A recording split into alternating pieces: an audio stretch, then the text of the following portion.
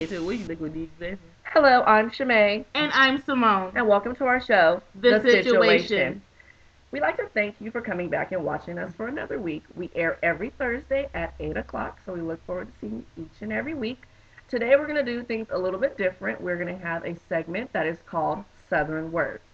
We're going to pick a couple words and we're going to put them in a sentence and explain them to you. So, today, what is your word, Simone? My word gonna be thanks. Done. Cause last week I called my mama and asked her, did she want to go to the dance with my daddy, and she told me no. So my word gonna be dance. That's DAITS. Dance. Ladies and gentlemen, that stands for what we know and love as dance. DANCE. But in the South we say dance. Dance. Dance. Dance. My brother got a dance next week. He got a dance next week. You better take that Yeah. little cute girl I saw him with the other day. That one girl? The other day. Mm-hmm. The other day.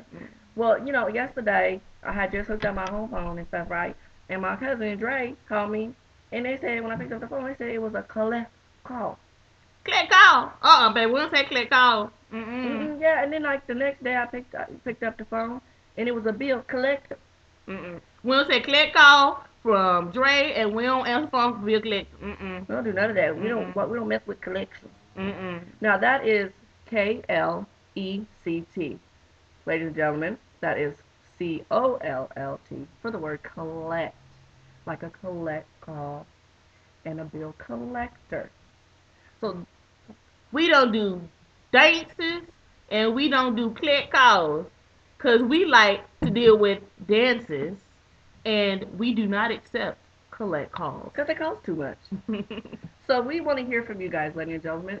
If you want to post to our group, our Causing a Stir group, you can post a comment. And if you want us to show some of your words that you may have come up with, please let us know. So we're going to move along to our normal segment, which is Don't You Just Hate It I When? like my glasses too.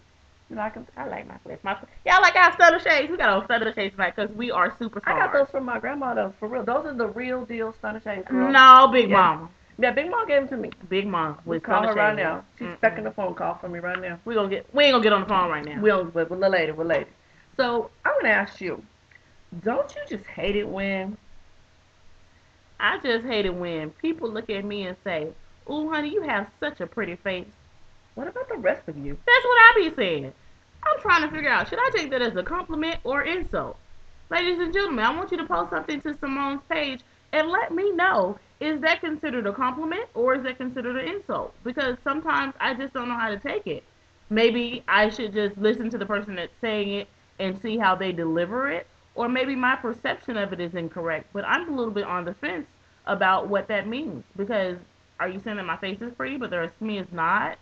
I mean, I don't. You guys probably can't tell, or you may be able to tell, but I'm a full-figured woman. Always have been. So, is telling me that I have a pretty face their way of telling me, oh, I'm only cute in the face? Well, Hmm. you know how guys are, right? You ever hear the typical guy conversation? He's like, "Yeah, I'm gonna hook you up with my friend. She got a friend named whoop whoop blah blah blah whatever." And your friend say, "Well, how she look? She got a pretty face. She got a pretty face." Hmm. We're just curious as to what that means. So please post to our blog and let us know exactly what you think about that. Now, we are going to move along to our topic of the day, which is what is your standard type? Now, let me ask you, Simone, what is Hmm. your standard type? And when she says standard type, she means standard type of guy or standard type of girl for you fellas. So, I'm gonna say that my standard type has been in the past someone who is short, preferably, maybe an inch or two taller than me or my height. I like them thick. That's THICKE. And I love a guy that has Thick as nice a snicker? dental work. Thick as a snicker, yes, honey. I love a guy who has nice dental work, and I also like dimples. So, and I typically date guys who are athletic. Although I have been slacking off a little bit. Inside joke. But anyway, I do prefer for a guy to be athletic because I feel that, if he's healthy, that may, which I have started to do, but that may encourage me to get healthy as well. So, I mean, that's just my personal preference, and it typically always has been. What about you, Shemay? See, now me personally, I like, I like, I like tall, skinny men. They just have never seemed to fail me yet. Light eyes, dark eyes, chocolate, caramel, whatever. I like tall, skinny men. Thick is okay, but I would prefer a tall, skinny man. Now, of course, ladies, don't think we're being shallow. We're just talking about physical traits and characteristics and all that good stuff. Of course, we want him to have the nice things like a nice job, income, a place to stay, a roof over his head, a vehicle, just those basic things. What else do you think he should have? Well, just to touch on what you said, like again, like she said, we're not shallow, but the initial when you're meeting a person is, the physical. That is what attracts you to that person. So definitely, I mean, if you see someone who has what made your standard type of person, then you're automatically gonna zone in on that person. But definitely, once you pass the initial meeting, you do want him to be stable. At least have what I like to call complementary assets. If I have a job, can you have a job? When I get up to go to work in the morning, can you grab your wallet and can you go to work in the morning? When I grab my car keys, can you grab your car keys? I'm just saying. I mean, these are things that I want to know because I think that if we're starting off on an even playing field, that it makes things a little bit easier down the line. We can always grow together. I'm not saying you Right. have to be the richest man in the world. I'm not the richest woman, but I definitely want you to have your foot in the door doing something and be goal oriented. And I definitely agree because I just absolutely cannot even start anything with someone who doesn't have a roof over their head, not living with your mother, a vehicle, because I don't want to pick you up on a first date. What's the point? And a source of income or a job. Some people have their own businesses. Some people do many different things. That's fine and dandy. Legal things. That's fine and dandy. But you got to have those basic three things because I have those. And if you don't have those, am I supposed to be motivating you? Because if I'm going to have to motivate you, where am I find time to motivate myself?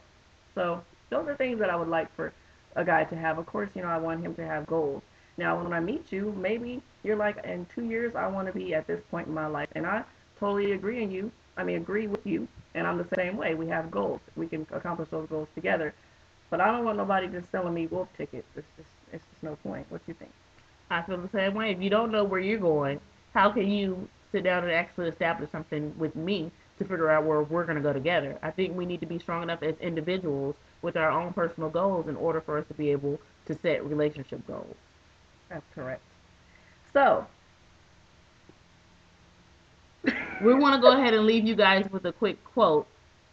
I've, kind of gone to church pretty much on and on my whole life, and one scripture that sticks out with me. I'm just gonna quote the scripture. I don't know the exact what book of the Bible it's from, but I know that it says, "He who findeth a wife findeth a good thing," and I think that goes both ways. If you're, going to the bars and the clubs and you're not seeing what it is that you want in an individual, then maybe you need to switch up your game. Maybe you need to change your hangout spots. Go to church, hang out at a movie, go to a theater, see, plays or something. Change not up at the what club. not. It's happened, but I mean, what you see is what you get. So, but I would definitely say, that's a true statement. A man who finds a wife finds a great thing, and a woman who finds a husband finds a great thing. I think it goes both ways. So we just want to leave you with that little bit of information and say, if you don't have standards right now, if not just standards in the opposite sex or standards in, as far as a relationship, if you don't have personal standards, you may want to sit down and jot down some things that interest you or intrigue you because having standards, period, are a great thing. You want to make sure you know where you're going, where you're at. It just makes, well, sorry for laughing earlier, I was thinking of an inside joke. But it leads me to that quote that says, "Those who fall for anything stand for nothing." So we'll leave you with that. Please give us your comments and your topic suggestions at our group, Causing a Stir, the word cause, the letter N, the letter A, and the word stir. We feel free to send those to us, and we look forward to seeing you next Thursday at 8 o'clock. And this is Shemay and Simone signing out with The The Situation. situation.